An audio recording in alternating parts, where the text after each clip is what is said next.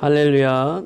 아멘. 우리가 처음 불렀던 복음성 가보면 찬양이 언제나 넘치면 우리가 예수 믿으면 제일 먼저 우리 심령의 변화가 옵니다. 신앙의 변화는 어디서부터 오느냐? 내 입술에서부터 와요. 내가 하나님을 찬양하게 됩니다. 찬양이 언제나 넘치면 은혜로 얼굴이 환해요. 이 찬양 부르는 사람 보세요. 얼굴 우거지 상하고 노래 부르는 사람 봤어요? 노래 부를 때는 얼굴이 환해요. 찬양 부를 때는 얼굴이 환하단 말이죠. 우리가 은혜를 받아야 얼굴이 환하거든요. 그러면서 성령의 충만한 모습을 서로가 느껴요. 은혜로 얼굴이 환해요. 찬양을 부를 때. 또 어떤 때? 감사가 언제나 넘치면 은혜로 어떻게 한다고요? 이 얼굴이 환하단 말이죠. 이 감사하는 사람 보세요. 얼굴 찡그리는 사람이 없잖아요. 감사하는 사람 원망이 떠나요. 감사하는 사람 불평이 떠나요. 감사하는 사람 근심이 떠나요. 내 마음속에 근심이 있고 불평이 있고 원망이 있으면 감사가 나오지 않아요. 이 감사하는 사람을 보면은 그 원망 불평 다 떠난 사람이 감사해요. 감사를 하는 사람은 은혜가 넘쳐요. 그러니까 얼굴이 환해요. 제가 늘 설교하면서 하는 얘기가 있죠. 사람이 두 가지가 펴져야 산다고 그랬죠. 첫째는 뭐라고 그랬죠? 얼굴이 펴져야 사는 거예요. 사람은요, 예수 믿으면 그 순간부터 하나님을 바라보고 사는 사람은 얼굴을 펴야 돼.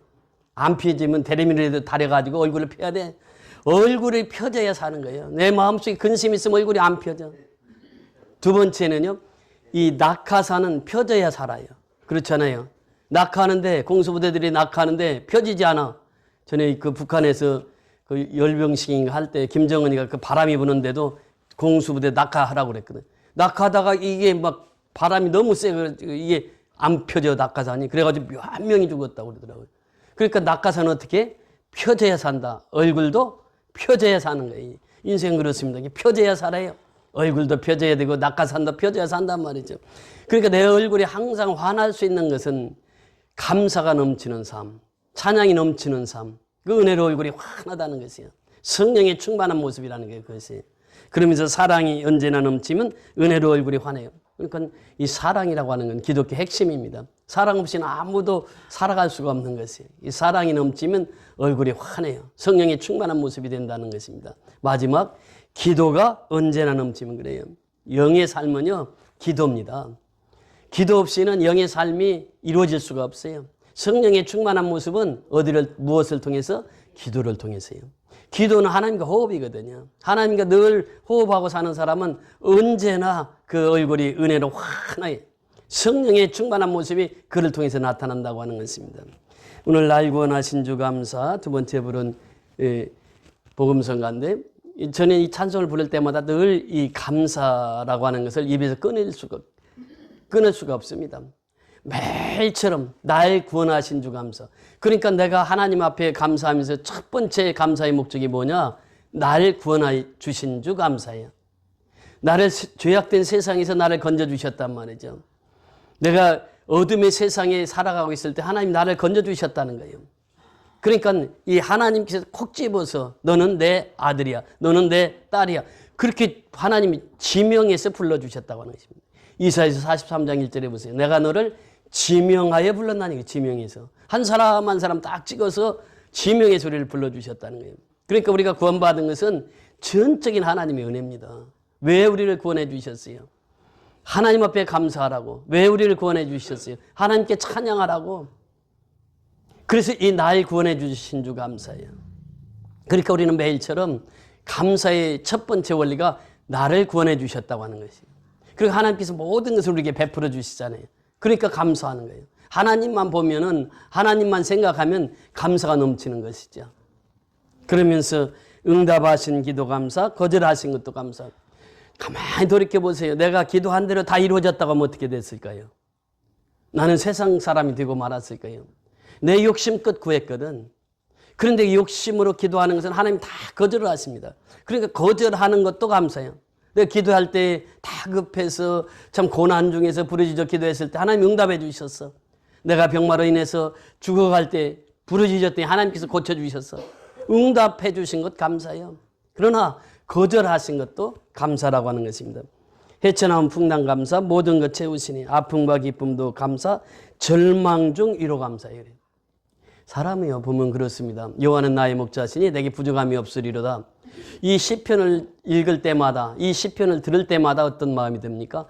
참 낭만적이야. 참 그 시 잘 됐어. 그래서 많은 사람들이 지금 애송하고 있어요. 시편 23편은 세계에서 가장 유명한 시가 시편 23편입니다. 여호와는 나의 목자신 내게 부족함이 없는 인생이라는 거예요. 그런데 그 시의 배경을 보세요. 다윗이 얼마나 힘든 시기에 그 시를 썼습니까? 사울 왕이 다윗을 죽이겠다고 막 쫓아다니고 다윗은 도망다니면서 자기 살 길을 찾아서 그 광야를 다 도망다녔던 그 시기에 쓴 시예요. 그렇게 우리가 사망의 음침한 골짜기로 다닐지라도 이 4절에 내려가서 보면 그 말씀이 나오는데 그것은 양이 잘못돼서 사망의 음침한 골짜기로 다녔다. 저는 그렇게 생각했거든요. 왜? 양은요, 이게 눈이 안 좋아. 1m 앞에밖에 못 봐. 그러니까 이리가 와서 양을 잡으려고 딱 오면은 양이 이게 눈이 보여야 이리가 오는지 뭐가 오는지를 알지. 그러니까 잡혀먹는 거예요, 양이. 그리고 이 양은요, 푸른 초장을 못 찾아갑니다. 그래서 양에게는 반드시 뭐가 있어야 돼요? 목자가 있어야 돼요. 지금 뭐 이스라엘의 양떼들 보세요. 다 목동들이 있거든요. 목동들이 있어서 그 양을 푸른 초장 맑은 시냇물가로 인도한단 말이죠. 사망의 음침한 골짜기로 다닐지라도 이 말은 저는 양이 이렇게 잘못 선택해서 사망의 음침한 골짜기로 다니는 줄 알았어요. 아니, 그게 원문에 보니까 그게 아니더라고. 누가 사망의 음침한 골짜기로 보냈을까요? 하나님께서 하나님께서. 왜 자기 사랑하는 양떼를, 왜 자기가 그 기르시는 양떼들을 음침한 사망의 골짜기로 보내느냐고 하는 거예요. 하나님이 보내신 거예요. 사망이 음침한 골짜기로 다닐지라도 해를 두려워하지 아니하리로다. 이것은 하나님께서 나를 사망의 음침한 골짜기로 내몰 때가 있다는 것이에요. 우리가 살아가면서 좋은 일만 있는 게 아니에요. 내게 어려운 일도 있고 힘든 일이 있어요. 오늘 따로 목사님하고 이제 오면서 얘기를 하는데 이제 그 정식 취직에 대해서 8시간 일을 하는 거예요. 월요일부터 금요일까지. 저 금촌인가 어디까지. 새벽 5시에 나가서 저녁 8시에. 그러니까 우리가 기도했습니다. 여기 있는 동안 좀 안정되게 일할 수 있다고. 그러니까 일이 좀 쉬운 일이래요. 무엇을 이렇게 맞추는 일인데 그 설명은 할 수 없고 쉬운 일이래요. 그래서 이제 하나님께서 우리가 새벽마다 기도했거든요. 여기 있는 동안 일자리를 좀 하나님께 구했는데 하나님께서 응답해 주신 거예요. 그러니까 그 응답해 주신 것 감사해요. 그러니까 내가 사망의 음침한 골짜기로 다닐지라도 해를 두려워하지 않을 것은 누가 함께 하심이라? 주께서 함께 하시는 거예요. 하나님은 그냥 그 절망에 빠뜨리지 않거든요. 고난에 빠뜨리지 않는단 말이죠. 그 속에서도 하나님은 함께 하세요. 이것이 바로 다윗의 시예요. 그러면서 내게 건강 주신 감사, 또한 연약한 감사. 그렇잖아요? 건강할 때도 감사, 연약할 때도 감사해요. 그러니까 우리가 깊은 병을 앓다 보면은 깨닫는 것이 뭐냐? 감사합니다. 인생은 부질없구나. 이제는 하나님 앞에 설 날이 가깝구나. 그러면 사람들이 자기 자신의 신앙을 무장해요. 그러니까 신앙은요, 마라나타의 신앙이에요. 네. 이것이 계시록 마지막 장, 마지막 절. 성경이 시작하면서 태초에 하나님이, 이 태초라고 하는 말과 마지막 마라나타의 신앙은요, 그러니까 사람이 태초에 하나님이 천지를 창조하셨는데 창조한 세계 속에 살다가 마라나타의 신앙으로 끝이 나거든요. 그러니까 예수님이 오신다고 하는 이 기다림, 이 속에 살아가야 된다는 거예요. 이것이 바로 마라나타의 신앙입니다. 예수님 반드시 오시죠. 심판주로 이 땅에 오신단 말이죠. 그 선한 일을 행한 자는 선한 부활로, 악한 일을 행한 자는 악한 부활로 다 부활하게 되는 거예요. 이게 마지막 심판대가 있다는 거예요. 그러니까 우리가 심판대를 향해서 달려가는 것이죠. 이게 신앙이라고 하는 것입니다. 여러분 보세요. 시편 100편 조금 전에 읽어드렸는데 그 100편의 내용을 보면 너무나도 우리에게 은혜를 주시는 말씀이에요. 온 땅에 여호와를 즐거운 찬송을 부를지어다. 여호와께 즐거운 찬송을 부를지어다. 기쁨으로 여호와를 섬기며 노래하면서 그의 앞에 나갈지어다. 그러니까 우리가 신앙이라고 하는 것은 뭐냐? 찬양. 찬양을 하면 얼굴이 펴진다니까요. 찬양을 하면 우리 심령 속에 두려움이 떠나고 근심이 떠나고 악신이 떠나는 거예요. 다윗이 그랬잖아요. 어렸을 때 사울이 악신이 걸려가지고 그렇게 힘들어할 때 다윗이 가서 수금을 타요. 찬양을 불러요. 그러니까 사울의 악신이 떠나잖아요. 찬양은 오늘날도 그래요. 찬양의 능력이거든요. 찬양을 부르면 악귀가 번져가지를 못해. 그러니까 귀신의 역사할 때는 찬양을 불러요. 찬양을. 오늘 새벽에도 그 간증을 했는데 저희 교회 나광화 집사님이라고 하는 분이 있었어요. 새벽마다 오시는 분이 그분이 육본에서 근무하면서 그 소령 때예요. 그게 새벽 그 교회 집이 어디냐면 전에 우리 동서화목교에 있을 때 그 구도로 바로 옆에 있었어요. 그래서 신방도 몇 번 가가지고 그 집을 지금도 그 연립주택이 있습니다. 근데 거기 살 때인데 밤만 되면은 그 뒷집이 무당집이라 밤만 되면 구슬하는 거예요. 구슬하면 그냥 끝납니까? 일주일 멀다 하고 구슬하는 거예요. 구슬하면은 잠을 못 잔다는 게 그게 막 두드리니까. 그래서 이제 상담을 하러 왔어요. 새벽에 새벽기도 끝나고 그분이 목사님 어떻게 하면 좋습니까? 그래. 그 기도하면서 생각을 했어요.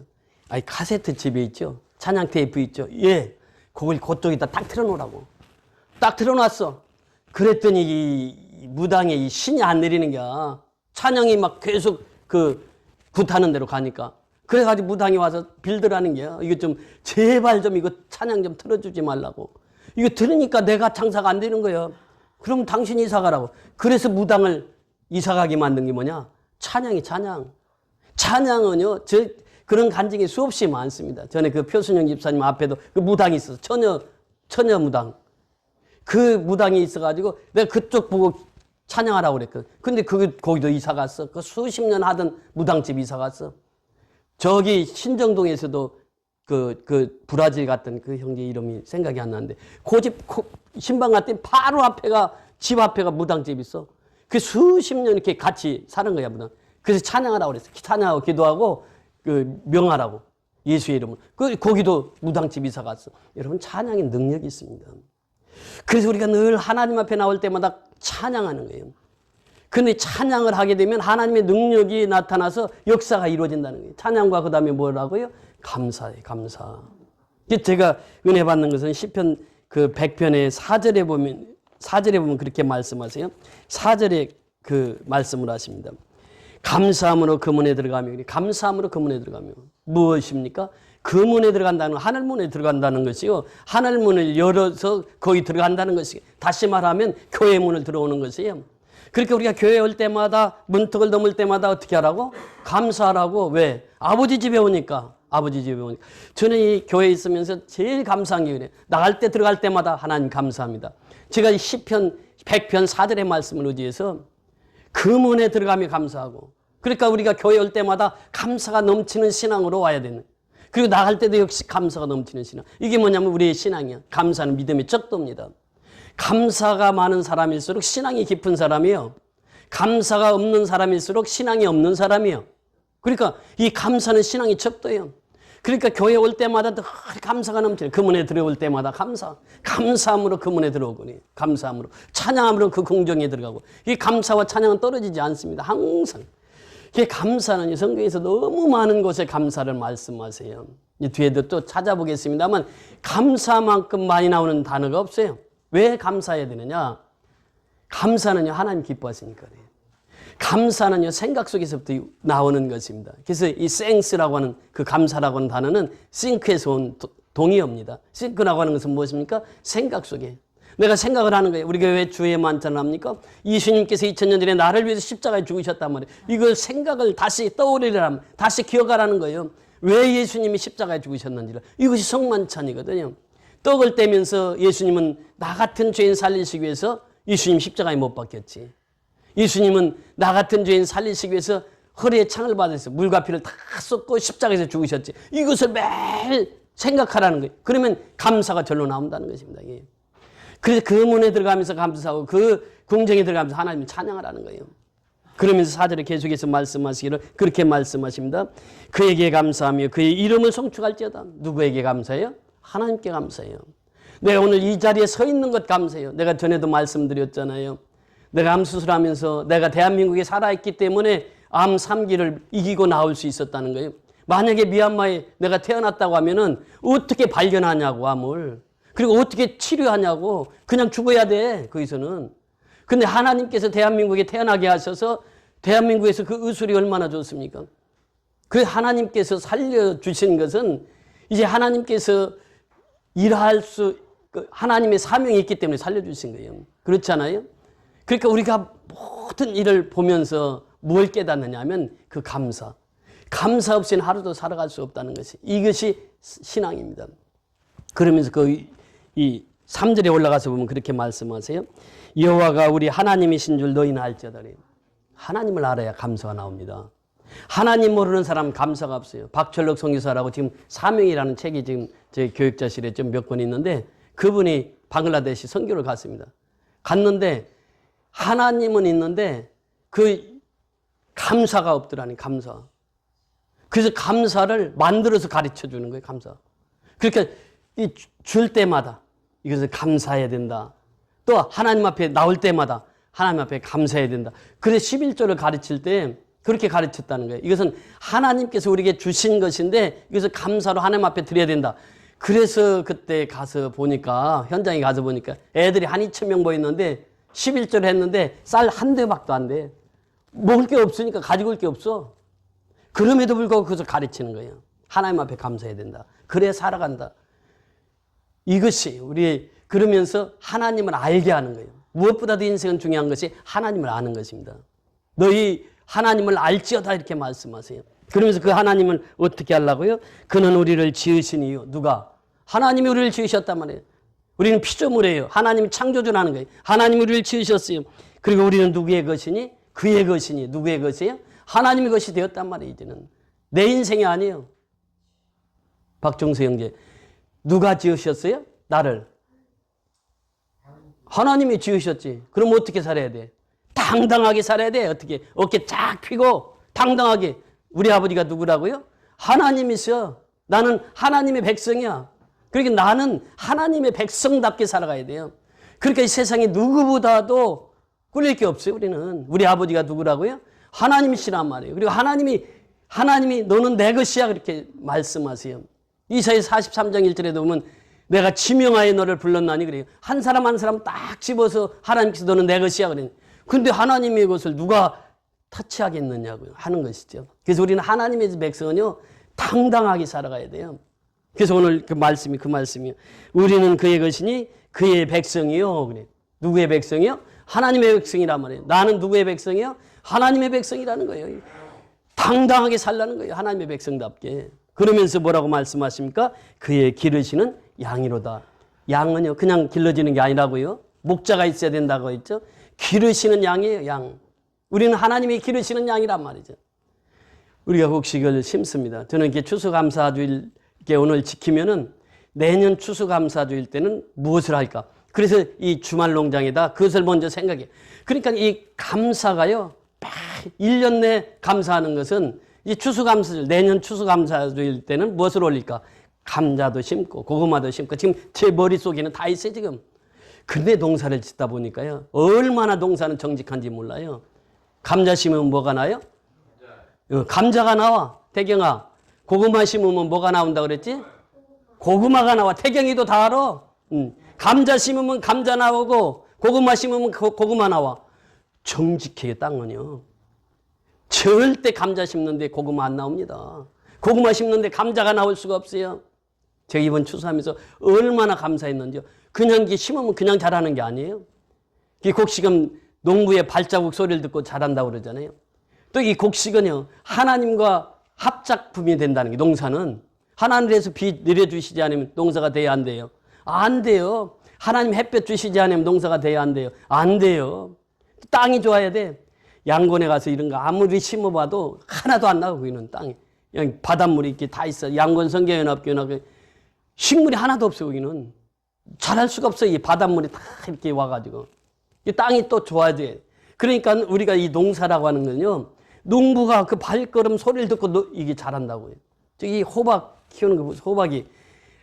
호박을 따는데요 얼마나 기쁜지. 이게 노란 호박이 있으면요 마음이 얼마나 기쁜지 몰라요. 그걸 수십 개를 따온 거예요 호박을. 그리고 고구마를 캘 때 여기 앞에 있잖아요 큰 거. 한 뿌리를 딱 캐는데요 그 큰 게 4개가 딱 들어가 있는 게 한 뿌리 속에. 그거 캘 때예요 그 기쁨은 말로 표현할 수가 없는 거예요. 그러니까 이 추수를 하면서 그 감사를 느끼는 거예요. 아 하나님이 뭐 이 씨를 조그마한 씨 하나 심었는데 가을이 되니까 이렇게 풍성하게 거두게 하시는구나. 오늘 말씀의 제목이 무엇입니까? 오늘 말씀의 제목은 뭐예요? 심으면 풍성하게 하시는 하나님이요. 심으면 그냥 거두는 게 아니라 풍성하게 거둔단 말이에요. 예. 호박도 그렇죠. 고구마도 그렇지. 여기 있는 것이 거의 한 80%가 우리 주말 농장에서 나온 거예요. 그러면서 올 한 해 추수감사절을 지키면서 내년은 어떻게 지킬 것인가? 이제 심기만 하면 풍성하게 거두게 하시는 하나님이에요. 벼 하나 심으면 180알이 맺힌다고 한 알에. 그러니까 적어도 30배, 60배, 100배로 채우시는 하나님이에요. 1000배까지 채우시는 하나님이란 말이죠. 그래서 이 심기만 하면 풍성히 거둔다는 거예요. 오늘 본문에 보니까 그렇게 말씀하십니다. 오늘 본문 돌아와서 고린도 후서 9장 6절 7절 같이 읽습니다. 6절 7절 시작. 이것이고 적게 심는 자에게는 적게 거두고 많이 심는 자는 많이 거둔다 하는 말이로다. 각각 그 마음에 정한 대로 할 것이요 인색함으로나 억지로 하지 말지니 하나님은 즐겨내는 자를 사랑하시느니라. 적게 심는 자는 어떻게 거둔다고요? 적게 거둬요. 많이 심는 자는 많이 거두는 거예요. 이게 원리입니다. 원리. 심는 원리예요. 적게 심으면 소출이 적게 나는 거예요. 많이 심으면 소출이 많게 난단 말이죠. 그러면서 각각 그 마음에 정한 대로 할 것이요 인색함으로나 억지로 하지 말지니 그 마음에 정한 대로 하라는 거예요. 인색함으로나 억지로 하지 말지니 하나님은 어떤 자를 사랑하신다고요? 즐겨내는 자를 사랑하시느니라. 하나님을 만나면요 즐겨내게 돼 있어요. 그렇게 사람들이 살아가다 보니까 그렇더라고. 이 자꾸 하나님께서 낮추시게 만들어. 그리고 하나님 앞에 손을 들게 만들어. 그럼 그때부터는 하나님께 마음껏 드려요. 즐겨서 드려요. 보세요. 이 신앙이라고 하는 것은 무엇입니까? 이 감사라고 하는 것은 곧 믿음이거든요.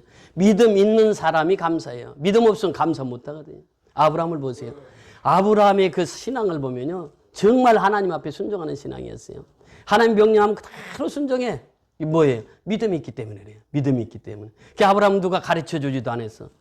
전쟁에서 이기고 나오니까 그 멜렉 왕에게 뭘 바쳐요? 10의 1을 바치는 거예요. 누가 가르쳐 준 것도 아니에요. 아브라함은 그렇게 해요. 그러니까 하나님께서 믿음을 쭉 달아보시는 거예요. 그러면서 아브라함을 무슨 조상이라고 하지 우리가? 믿음의 조상이라. 믿음의 조상. 복의 근원이 된 거예요. 왜? 복 지을 짓을 해 아브라함은. 사람은요 복을 짓고 사는 거예요. 복 지을 짓을 하면 무엇을 받아요? 복을 받아요. 복은 짓는 거란 말이야 내가. 그러니까 복 받을 짓을 하는 거예요. 그러니까 아브라함의 생애를 보면 쭉 그렇게 살았어요. 그러면서 또 영토를 넓혀주세요. 큰 민족을 이루게 하세요. 그러니까 아브라함을 통해서 모든 민족이 아브라함을 통해서 믿음의 조상 아브라함을 통해서 영적인 모든 민족이 그 아브라함의 후손으로 하나님이 만드셨다는 거예요. 이것이 아브라함의 신앙입니다. 근데 조카 롯을 보세요. 똑같은 이 땅에 살아도 비옥한 땅에 살아도 그 롯은요 하나님 앞에 감사했다는 얘기 없어요. 믿음으로 살았다는 얘기 없어요. 뭘 드렸다는 얘기 없어요. 롯은요 소돔과 고모라와 함께 멸망하잖아요.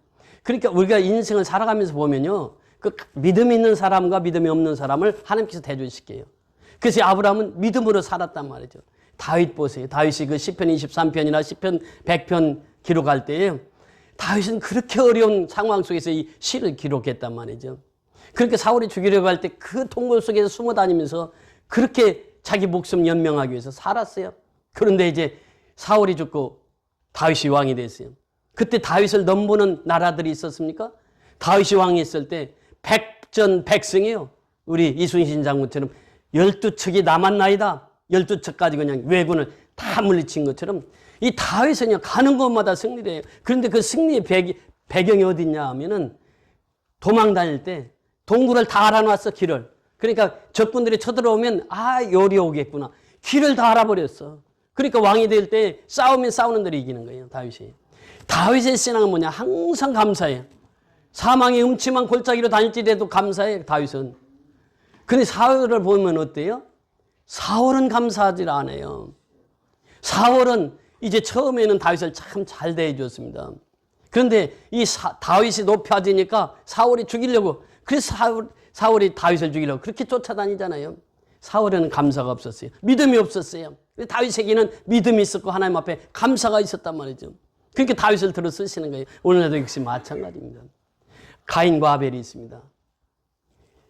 가인은 농사를 지어서 하나님 앞에 드렸어요. 근데 하나님이 연락하지 않았어요. 아벨도 농사를 지어서 하나님 앞에 드렸어요. 근데 아벨의 제사는 연락했어요. 근데 그 핵심이 뭐냐면 첫자라고, 첫자. 그러니까 아벨은 무엇을 드렸다? 짐승의 첫 새끼를 드린 거예요.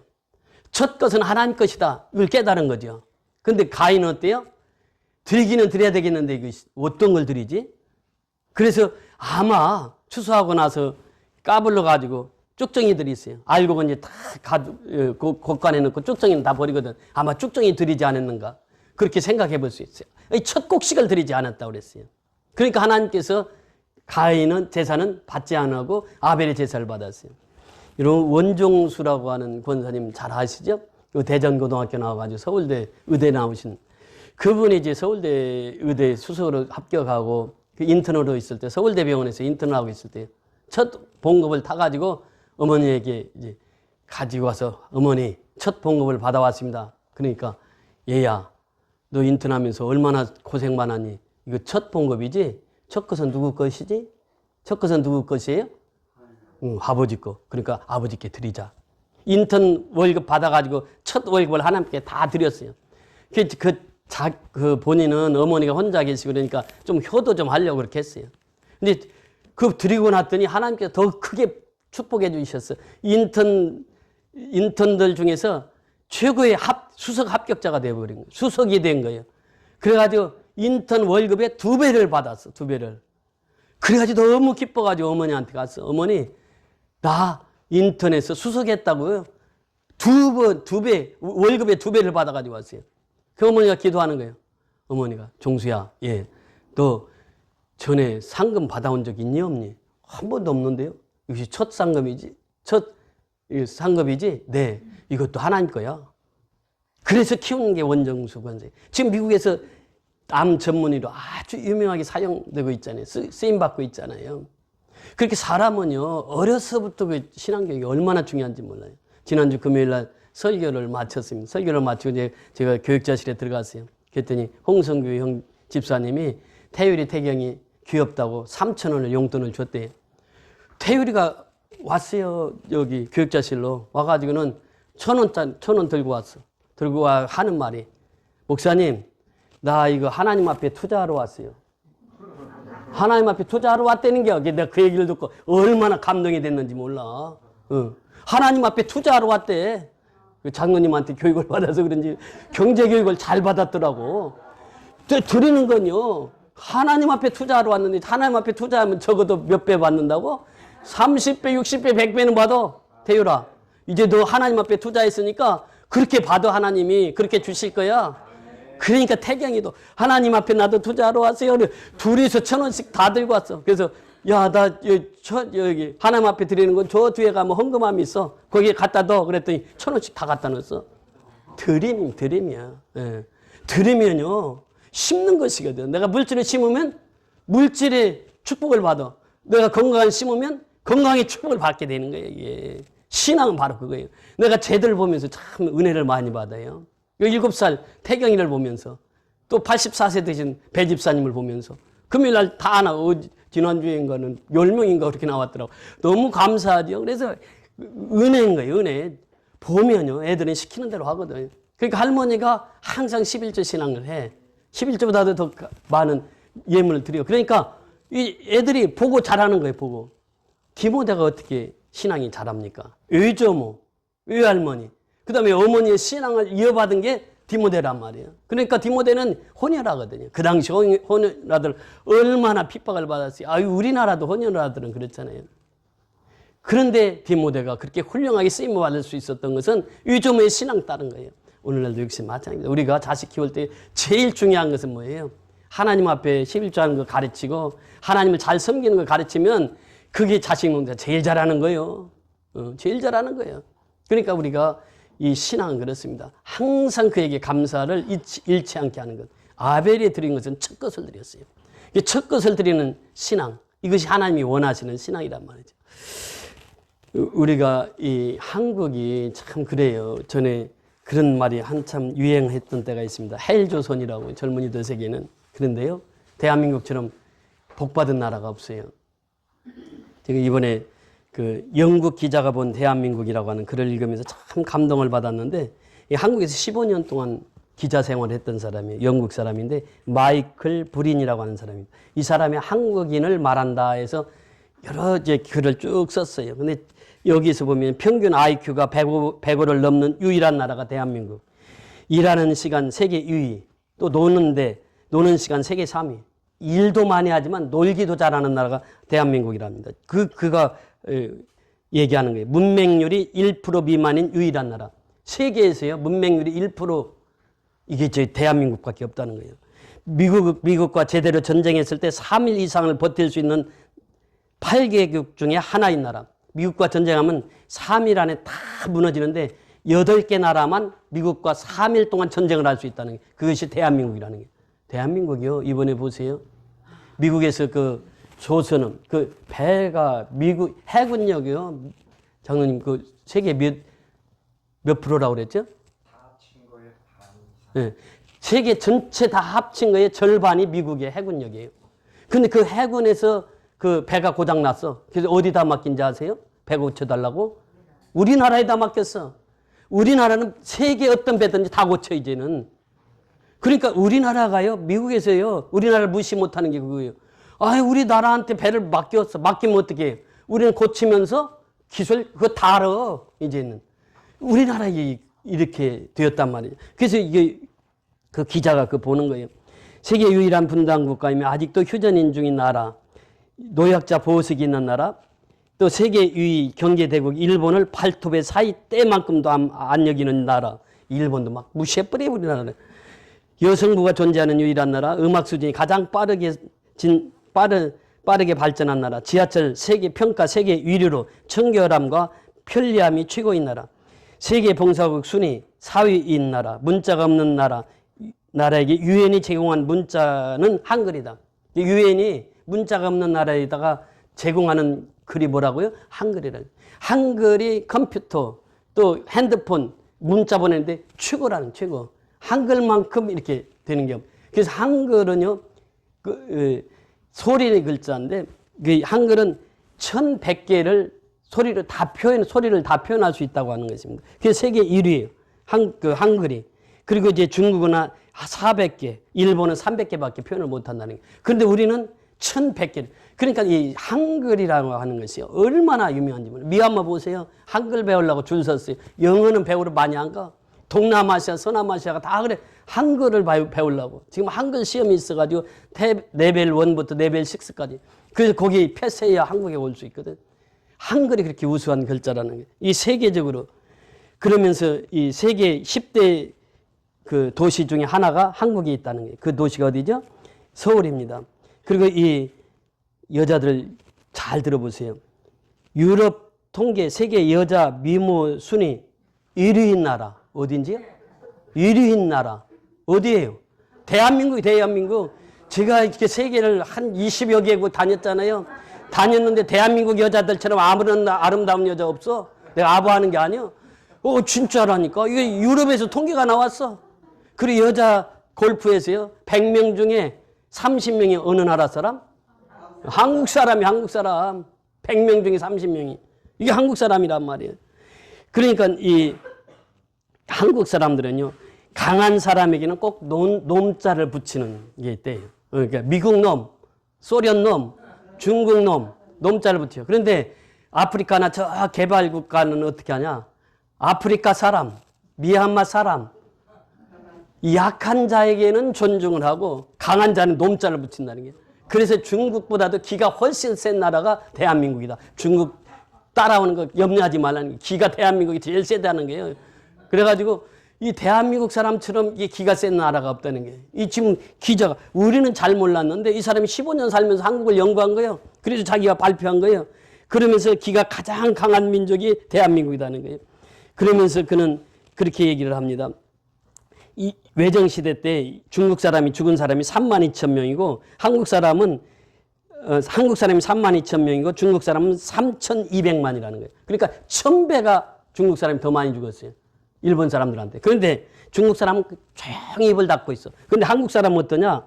한국 사람들은요, 그 중국에 보면 1000분의 1에 불과하지만 일본 고위층 암살 시도와 성공 횟수가 세계에서 감탄할 정도였다. 1909년 안중근 의사가 하얼빈에서 일본 전 총리 이토 히로부미를 살해하고 1932년 이봉찬 의사가 도쿄에서 일왕에게 폭탄을 던졌으며 같은 해 윤봉길 의사는 상해에서 폭탄을 던져 상해 8기군 시가라와 대장 등 일본 일제 교위 장성 10여 명을 살해했다. 그러니까 이 대한민국은요, 한번 공격을 받으면 반드시 또 보복을 하는 나라래. 그래가지고 그렇게 대한민국을.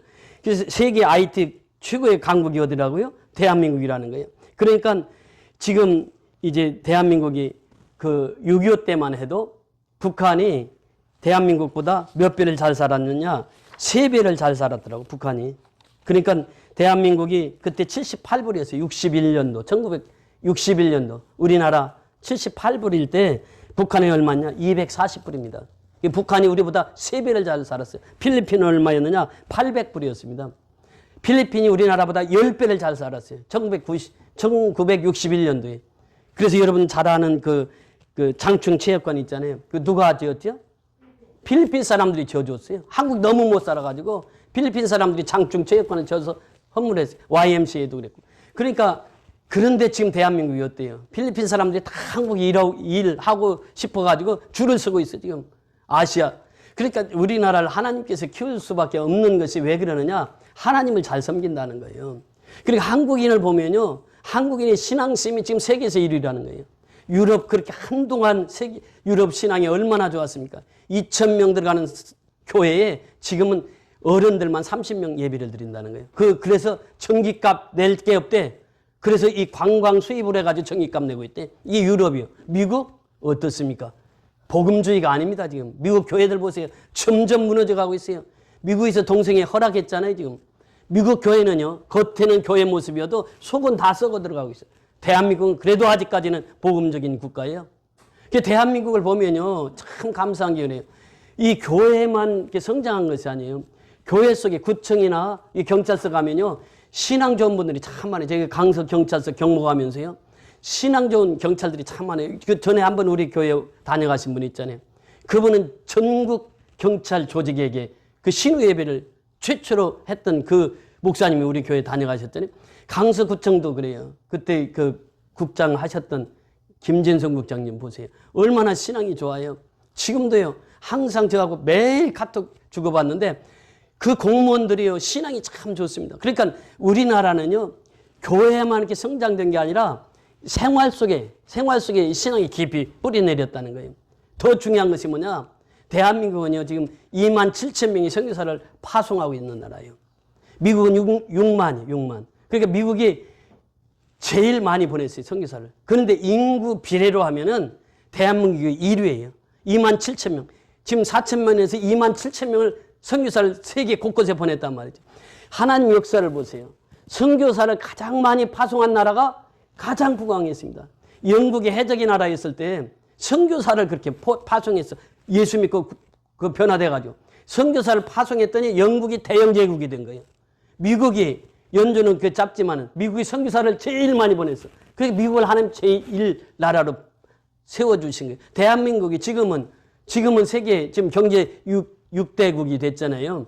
그런데 이제 앞으로는 미국 다음에 대한민국이 된다는 거예요. 왜 그러냐면은 선교사를 많이 파송했다는 거예요. 지금도 우리는 선교하고 있잖아요.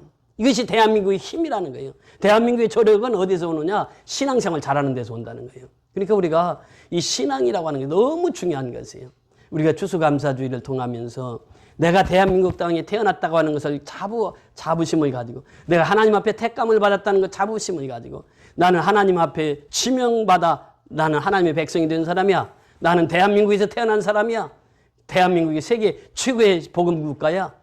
대한민국이 인구 비례로 세계 선교사를 최고 많이 보내는 나라야. 그 나라에 내가 살고 있다고 하는 것을 자부심 가지고 내년 추수감사주일까지 우리가 늘 교회 올 때마다 감사가 넘치고 찬양이 넘쳐서 하나님 앞에 영광 돌리는 저와 여러분이 다 될 수 있기를 주의 이름으로 축원을 드립니다. 할렐루야. 고맙고 감사하신 아버지 은혜를 감사를 드립니다. 오늘도 귀한 생명의 말씀은 은혜를 받았습니다. 받은 은혜를 이제 나눠야 되겠습니다. 우리가 받은 이제 은총을 세계 곳곳에 아버지 이제 전파해서 미얀마 땅뿐만 아니라 세계 곳곳에 이 생명의 복음을 전해서 우리가 받은 은혜를 세상 모든 민족에게 나누며 살아갈 수 있도록 축복하여 주시옵소서. 추수감사주를 지키는 사랑하는 귀한 믿음의 권속들 한 10년 후에 이제 하나님을 첫순위에 두고 하나님이 원하시고 하나님 기뻐하시는 일만 하고 살아가는 선교연합계 모든 성도들이 되게 축복하여 주시옵소서.